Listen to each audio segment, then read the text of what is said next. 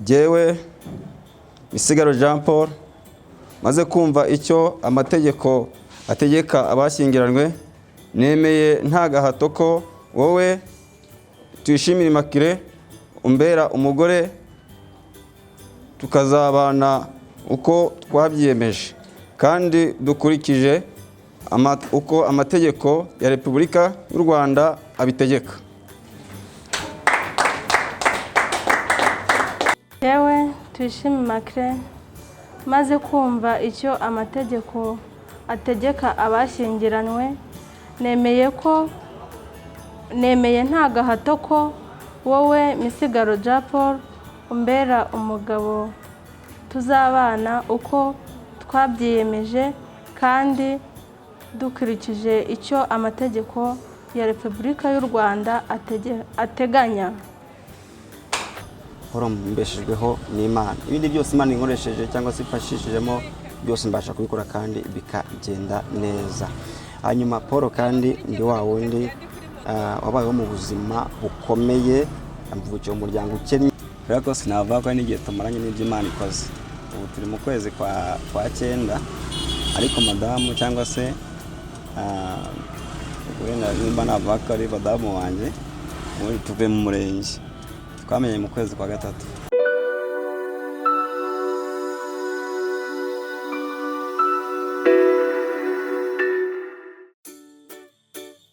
Wa muhanuzi mwakunze cyane Misigaro Paul wapfuye akazuka, uvuga ko yibonaniye n'Imana imbona nkubone, uvuga ko yatemberejwe mu ijuru akahabona amazu meza ndetse n'amazu ashaje, uyu munsi yasezeranye imbere y'amategeko. Yakoze ubukwe bw'agatangaza bwitabiriwe n'abatari bake, aho yari amaze amezi asaga 9 abonye umukunzi ahamya ko nawe ari Imana yamumweretse. Uyu mukozi w'Imana ngo yasabye Imana umugore ubyibushye, ushyitse kandi ufite imbaraga, none muhaye tuyishime Makire, akaba nawe ari umuvugabutumwa. Legacy TV yabatahiye ubukwe imbere y'amategeko, iranabaganiriza bagira ubutumwa batanga, bibanda cyane cyane ku gusobanura ukuntu ibi bintu abato b'ubu biharaje ngo nta gikwe ari umugambi wa Satani. Nta gikwe ni umugambi mubi kandi bibangamiye ugushaka kw'Imana. Reka dutahane ubukwe bw'umukozi w'Imana. Njye ndi Isa Rurangwa, iyi ni Legacy TV.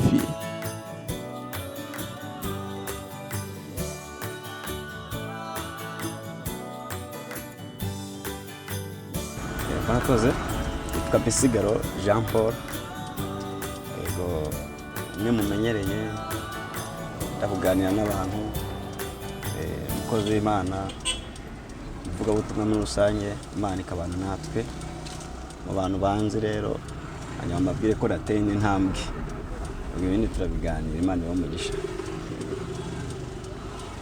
Na madamu yatwibwira. Nitwa tuyishimire Makire. Njyewe ntabwo munzi, ariko Imana ishimwe ubwo bamwe babashije kumenya.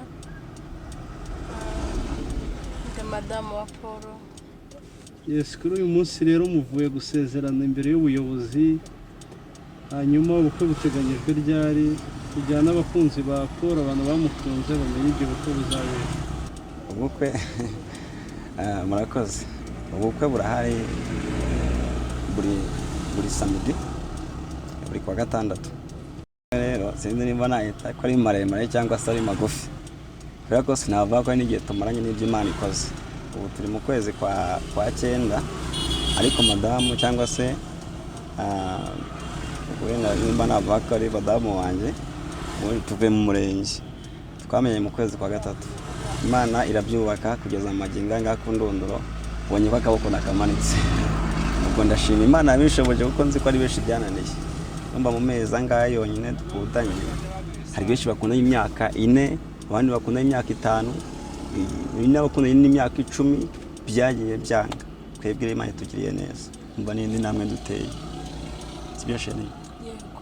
Hanyuma rero madamu wa Paul twe tumuzi nk'umuvugabutumwa. Yego. Mwaba namwe muri abavugabutumwa bimeze bite? murakoze cyane nanjye ndumuvuga ubutumwa n'indi Imana iduhana umugisha tinya kuvuga. hanyuma hari amateka ya Paul twamenye anakomeye n'ibintu byamubayeho abantu benshi ndetse byaranabatangaje cyane. Iriya nkuru aba hari ikintu yizeho? inkuru imeze bijyanye n'iki? Ibintu bigendanye n'ukuntu Paul yarwaye akageraho apfa akazuka, hari ikintu aba yarabikubwiyeho? Yego yabimbwiyeho. Yakubwiye ko byagenze gute?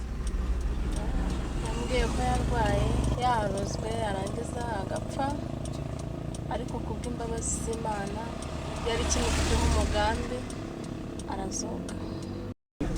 Wifuza ko Imana izaguha urugo rumeze gute? Duhe nk'inzozi z'urugo rwawe ko rutekereza ruzaba rumeze. Murakoze. Wenda ndabanza mvuye kuri iki kintu uvuga ngo niba nubatse asifashe umwanzuro wo kubaka, hari benshi batari babyishimiye, hari benshi amagambo ari menshi mu bantu benshi uvuga ngo ntabwo bizakomera, ngo ko nagiye mu mwanya kinini kumenya ukunda ari, cyangwa se nawe ubwamenye ukuntu nawe uhagaze, cyangwa se uri nyine imico yawe n'imyitwarire, uburyo wabayeho, mbese amateka yawe.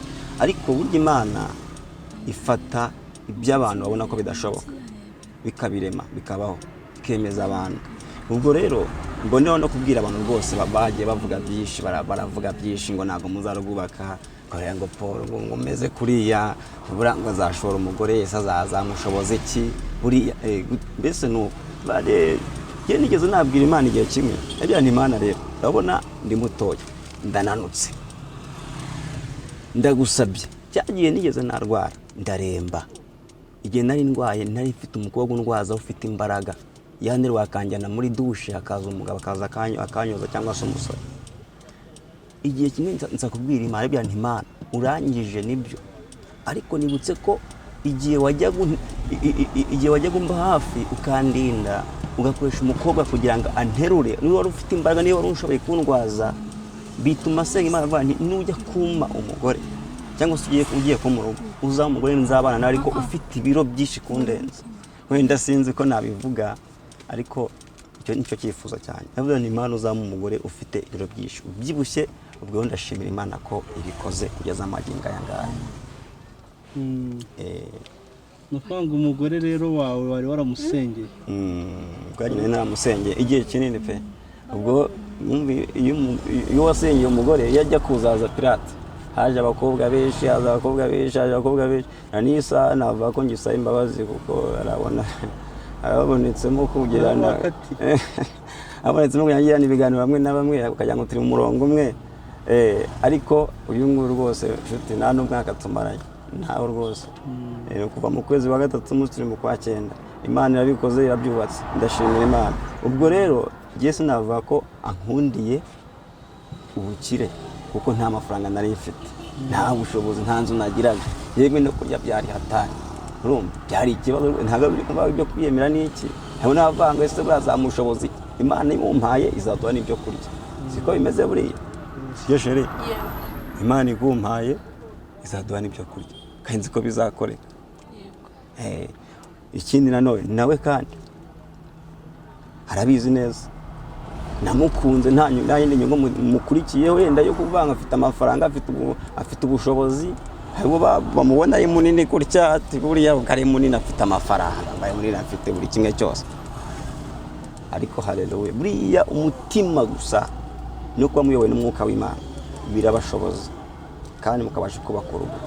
Tangiriye hasi, ntabwo navanga afite ubushobozi n'iki, cyangwa se njye afite ubushobozi, tutangiriye hasi tuzagezaho twubake kandi urugo rukomere, tuzumbeze Imana izadushyikira mu rugo rwacu, tuzajya mu rwego rushimishije. Hanyuma ngarutse kuri sheri wawe, yongera twibutse izina, ariko mubaze ikibazo umaze nawe kudusubiza. We yajyaga asengera umugabo, yifuzaga umugabo umeze ute se? Yagukundiye iki? Ibyo bibazo byose bisubirize hamwe. Murakoze. Amazina ni Tuyishime Makuru. Jewe cyo nakundiye Paul icya mbere ni uko ankundira Imana, icya kabiri ni umusore w'imico nifuzaga. Numva ari iki? hanyuma wifuza ko urugo rwanyu ruzaba rumeze rute? Duha ishusho y'urugo rwanyu ukuntu wumva ruzaba rumeze. Murakoze. Mu byifuzo cyanjye uko numva ishusho y'urugo rwacu yaba imeze, numva ko rwaba ari urugo rw'umugisha, rurimo amahoro n'umunezero n'ibyishimo, urugo rugendwa. Yego. Hanyuma dusoza Paul, hari ubutumwa waha abakunzi bawe? uze no gusoza duha nimero yawe, abakwifuza kugutwerera, ufite inshuti nyinshi, ufite abantu benshi bakunze uburyo wigisha. Imana igumugisha, ari benshi cyane kuri bagiye banyanga ko bamwirukiranye, bifuje kuba babana nanjye ni kenshi. Ariko icyo navuga rwose nk'abavandimwe n'inshuti bankurikirana umunsi ku wundi, cyangwa se banatumenye no mu buhamya n'iki no mu ijambo ry'Imana mu buryo butandukanye, nabwira abasore ko ntihazajye umuntu baca intege bavuga ngo nta gikwe. Harimo n'abarumva ntibirebire cyane, ugasanga ku mihanda cyangwa se yose ngo nta gikwe. Ubwo urumva naje gukora gushaka umwanya ngo ubushakashatsi kugira ngo numve icyo gikwe bavuga ni iki. Ugasanga ngo nta bushobozi ntaki, ngo nta bukwe bazajya, ubwo nicyo gikwe baba bavuga, sinzi aho babikomboye, ntabwo mbizi. Ubwo ariko usanga buriya ni ubuyobe, Satani aba ashaka kwinjira abantu mu buryo butandukanye. Inshuti yanjye, nimba ubuzima ubona bwanze mu busore bwawe, wahindura kandi ibintu byabasha kugenda neza, ugashaka umugore kandi Imana abashyigikira mu rugo rwanyu, yabagira neza. Nawe wa mukobwa wunteza amatwi cyangwa se unkurikiranye kano kanya, nawe wahindura, ufata icyemezo ugashaka sheri, nimba unamufite ufata icyemezo, Imana izabashyigikira.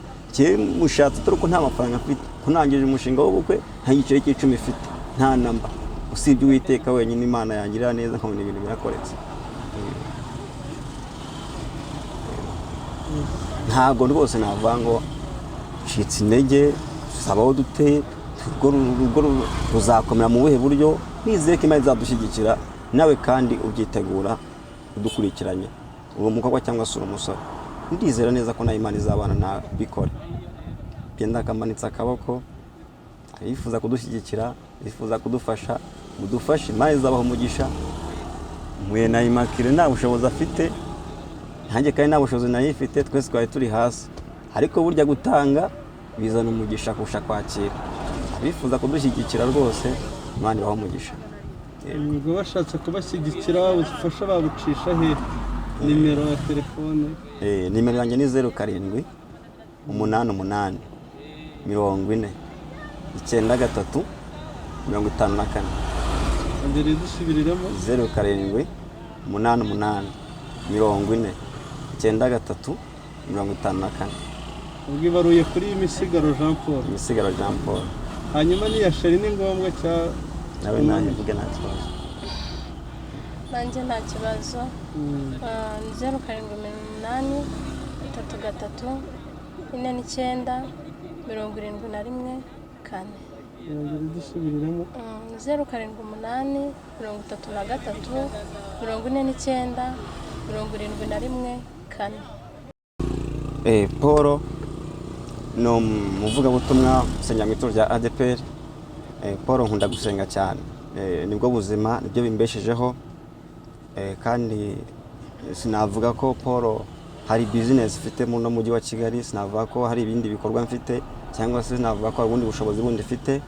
Paul mbeshejweho n'Imana, ibindi byose Imana inkoresheje cyangwa se ifashishijemo byose mbasha kubikora kandi bikagenda neza.